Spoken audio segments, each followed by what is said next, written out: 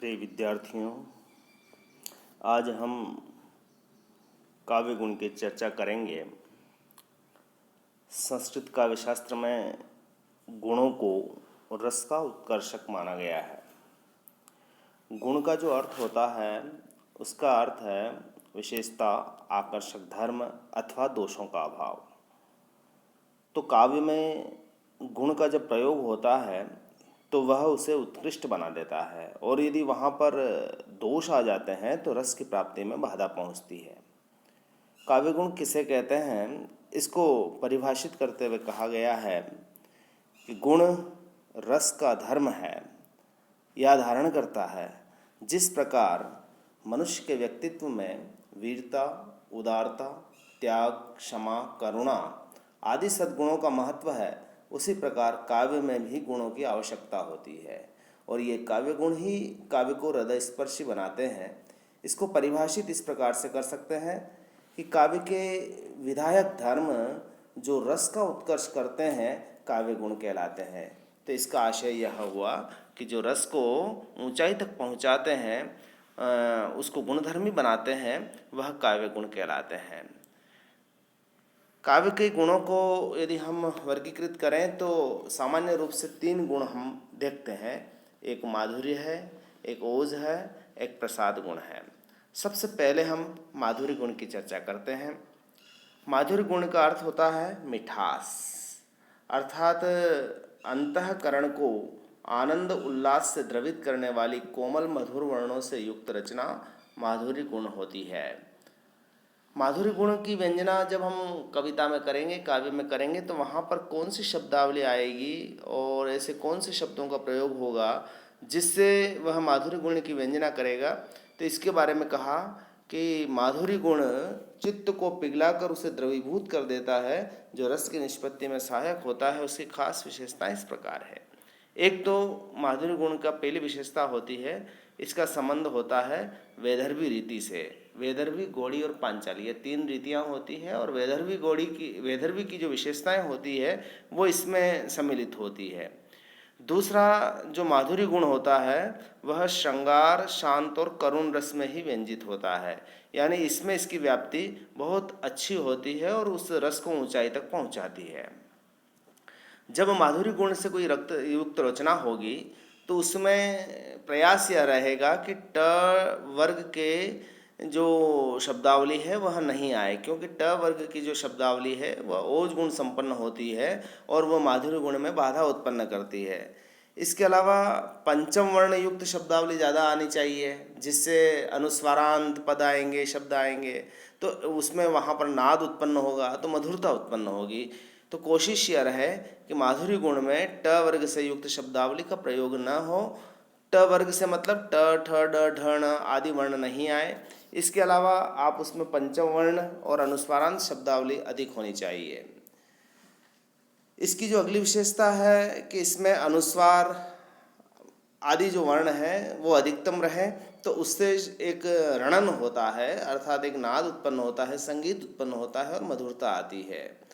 जो मूर्धन्य वर्ण है, मूर्धा से जो बोले जाते हैं, जैसे ट वर्ग हो गया, इसी तरह से श यानी षटकोण वाला श, ये उसमें नहीं आए तो ज़्यादा अच्छा होता। सामासिक पदावलियाँ माधुर्य गुण में नहीं होती। सामासिक पद हमेशा संयुक्त रूप से होते हैं, 2 से 3 शब्द जुड़े हुए होते हैं, तो ऐसी स्थिति में मधुरता वहाँ पर नहीं रहती। तो सामासिक पदावलियों से बचना जरूरी होता है। श्रुति, माधुर्य और संगीत उत्पन्न करने वाली कांत पदावली इसमें होती है। इसके अलावा संयुक्त वर्ण, द्वित्व वर्ण, रेफ वर्ण ये नहीं होनी चाहिए। महाप्राण ध्वनियाँ नहीं होनी चाहिए, मूर्धन्य ध्वनियाँ नहीं होनी चाहिए। संयुक्त वर्ण भी आपके मधुरता में बाधा पहुंचाते हैं, द्वित्व वर्ण भी बाधा पहुंचाते हैं। रेफ में जैसे राष्ट्र, चर्यक, ये शब्द भी वहाँ पर मधुरता में बाधा पहुँचाते हैं, और श्रृंगार रस में या शांत रस में या इस प्रकार के जो रस होते हैं उसमें ये मधुरता नहीं रहती। महाप्राण ध्वनियाँ भी इसमें नहीं होनी चाहिए। उदाहरण के लिए पहली पंक्ति देखें आप, यहाँ लिखा हुआ है कि पगली हाँ संभाल ले कैसे, छूट पड़ा तेरा अंचल, देख बिखरती है मणिराजी, अरि उठा बेसुध चंचल। कामायनी की पंक्ति है, इसमें माधुर्य गुण की व्यंजना है, श्रृंगार रस है। पगली हाँ पर देखिए आप अनुनासिक आया है। इसी तरह से वर्ण आ रहा है बार बार। इसी तरह से अंचल अनुस्वार है, देख बिखरती ब आया है। इसी तरह से जो शब्दावली है वो उससे बच रहे हैं। तो ऐसी स्थिति में यहाँ पर माधुर्य गुण है। एक और पंक्ति देखें आप, निरख सखी खंजन आए। अब यहाँ पर खंजन शब्द से आपको लगेगा कि यहाँ पर अनुस्वार आ रहा है, तो ऐसी स्थिति में यहाँ पर माधुर्य गुण है। फेरे उन मेरे रंजन ने नयन इधर मन भाए, न की आवृत्ति हो रही है। तो ये सभी मधुर गुण व्यंजक शब्दावली है।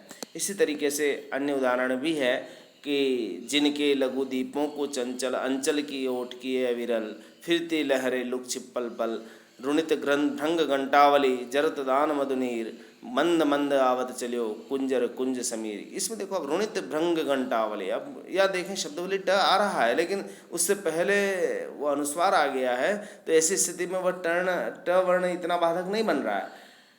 इसी तरह से न, नीर, मंद, मंद ऐसे शब्द जो हैं वो उस मधुरता को बढ़ा रहे हैं। तो माधुरी गुण का आशय यह हुआ कि जिसमें मिठास हो, अंतःकरण में आनंद उल्लास प्रकट हो जाए, वह द्रवित हो जाए, कोमल मधुर वर्ण युक्त रचना हो और श्रृंगार शांत करुण रस की व्यंजना करे। इसमें जो श्रुति में मधुरता रखने वाले, संगीत उत्पन्न करने वाली शब्दावली आए और ख़ास तौर से जो ट वर्ग के वर्ण नहीं हो, संयुक्त वर्ण नहीं हो, द्वित वर्ण नहीं हो, रेफ वर्ण नहीं हो, महाप्राण मूर्धन्य ध्वनियाँ नहीं हो, तो ऐसी दशा में वहाँ पर माधुरी गुण होता है। अगला जो गुण है हम उसकी चर्चा कर रहे हैं वह है ओज गुण। ओज का जो शाब्दिक अर्थ होता है वह होता है तेज, प्रताप या दीप्ति। अर्थात जो रचना हृदय को उत्साह, वीरता आदि भावों से भरने की क्षमता रखती है वह ओज गुण संपन्न होती है। यह काव्य का वह गुण है जिसमें मन के अंदर तेज, उत्साह, उत्तेजना आदि भावों का संचार होता है। यानी वीरत्व की व्यंजना करने वाला, जहाँ पर तेजस्विता प्रकट होती है, प्रताप प्रकट होता है, दीप्ति प्रकट होता है और एक तरह से वीर और रौद्र रसों में इस ओज गुण का प्रयोग होता है। यह माधुर्य गुण का विपरीत भी माना जा सकता है। इसका संबंध जो होता है, इसकी विशेषताओं में हम देखें तो गोड़ी रीति से होता है। यानी पांचाली, गोड़ी और भैदर्भी रीतियों की हम जब चर्चा करते हैं तो उसमें गोड़ी रीति से इसका संबंध है। रस ये वीर और रौद्र और विभत्स रस में आता है। इसमें माधुरी गुण में आप देखते हैं कि ट वर्ग वगैरह नहीं आता। यहाँ पर मूर्धन्य वर्णों की बहुलता रहती है, यानी ट वर्ग के शब्द ज़्यादा रहते हैं, कठोर वर्ण ज़्यादा होते हैं। इससे क्या होता है कि उसके अंदर ओजस्विता प्रकट होती है। वहाँ पर माधुरी गुण में हमने देखा कि रेफ युक्त वर्णों को वर्जित माना है, लेकिन यहाँ पर रेफ युक्त वर्ण जैसे क्र, है ना, क्र, द्र ऐसे शब्दों से इसमें और ज़्यादा ओजस्विता आती है, तो ओज गुण के योग्य होते हैं। संयुक्त वर्ण, द्वित वर्ण, महाप्राण ध्वनियाँ ये सभी ओज गुण की व्यंजक होती है। यहाँ तक कि सामासिक पदावलियाँ भी लंबी होनी है चाहिए, तो ऐसी स्थिति में यह ओज गुण बहुत अच्छा हो जाएगा। तो ओज गुण की विशेषताएं बिल्कुल माधुरी गुण के विपरीत है। पंक्ति देखें आप, हिमाद्रि तुंग श्रृंग से प्रबुद्ध शुद्ध भारती स्वयं प्रभा समुज्वला स्वतंत्रता पुकारते। अब इस शब्द में, इस पंक्ति में देखें आप, हिमाद्रि द्र आ गया है, यानी आप रेफ युक्त वर्ण है। तुंग, श्रृंग, यहाँ पर भी र आ रहा है। प्रबुद्ध शुद्ध ये संयुक्त वर्ण है। स्वयं प्रभा समुज्वला, समुज्वला शब्द देखें आप, और इस तरह सामासिक पद भी हैं। तो ऐसी स्थिति में यहाँ पर ओज गुण है। एक राम की शक्ति पूजा का यह पद देखो आप कि आज का तीक्ष्ण अक्षर विद्युत क्षिप्र कर वेग प्रखर शतशैल संवरणशील नील नभन गर्जित स्वर प्रतिपल परिवर्तित व्यूह भेद कौशल समूह राक्षस विरुद्ध प्रत्युह क्रुद्ध कपि विषम हो। अब यहाँ पर सामासिक पदियाँ शतशैल, संवरणशील, नील नभ, गर्जित स्वर, ये क्रुद्ध कपि, विषम हूह, राक्षस विरुद्ध, ये सभी जो शब्द आप देख रहे हैं सामासिक पद है। और इनमें उन शब्दों को जहाँ पर रेफ वर्ण है, संयुक्त वर्ण है, उनको ही व्यंजना ज़्यादा है। इसी तरह से पेशोला की प्रतिध्वनि की ये पंक्तियाँ देखें आप कि दुर्बलता इस अस्थिमांस की ठोक कर लोहे से परख कर वज्र से प्रलयोल का खंड के निकष पर कस कर चूर्ण अस्थिपुंज सा हंसेगा अट्टहास कौन।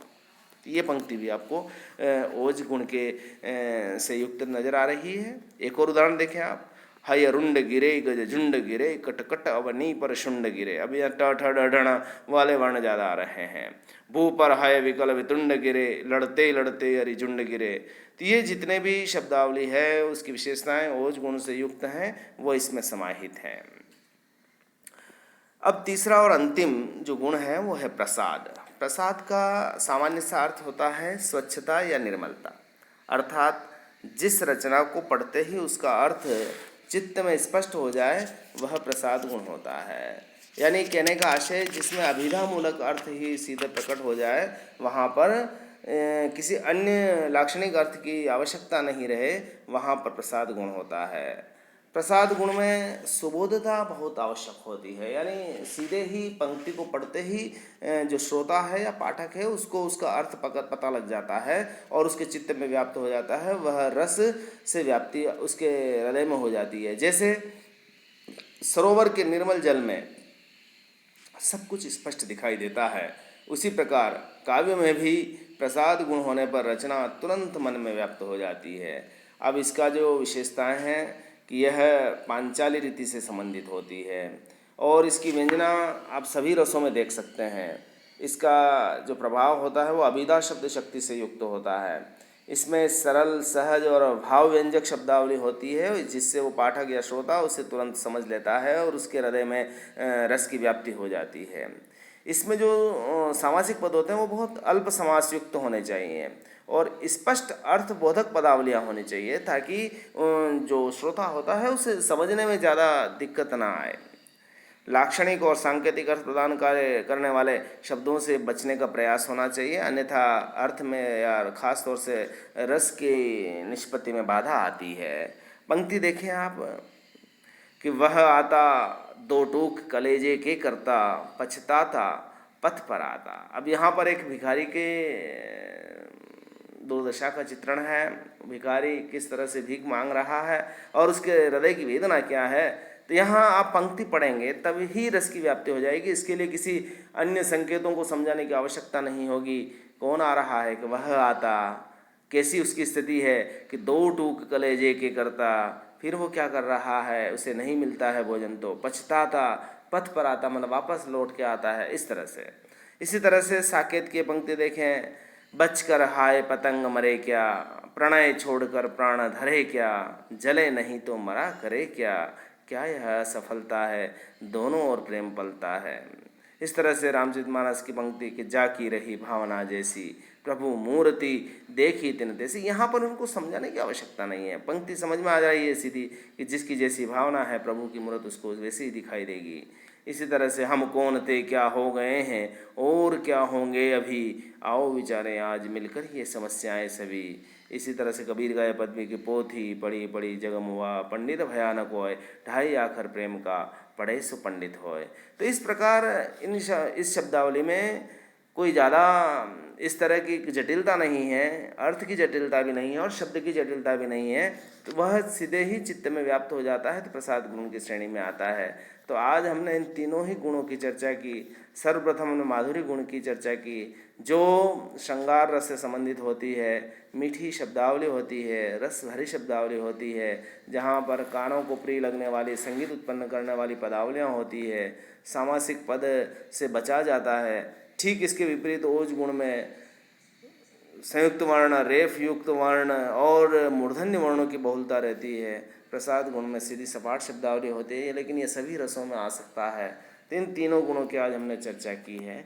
आपको इनसे संबंधित प्रश्न जरूर समझने चाहिए कि माधुरी गुण की विशेषताएं लिखिए, उसका उदाहरण लिखिए, प्रसाद गुण की विशेषताएं लिखिए, या माधुरी गुण या ओज गुण में क्या अंतर हो सकता है, इसके बारे में आपको थोड़ा अभ्यास करना चाहिए। बहुत बहुत धन्यवाद।